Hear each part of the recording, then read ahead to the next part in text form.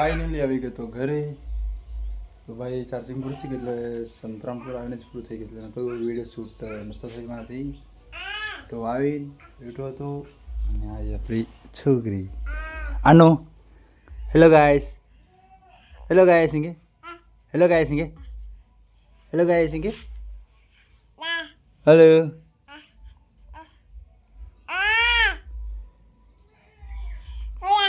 આજા અરે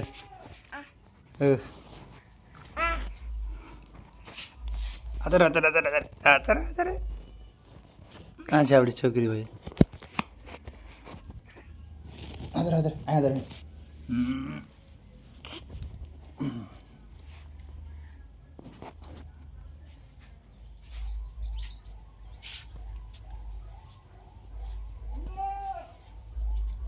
સારું હવે મળશું આગલા બ્લોગમાં. બાય બાય તાતા.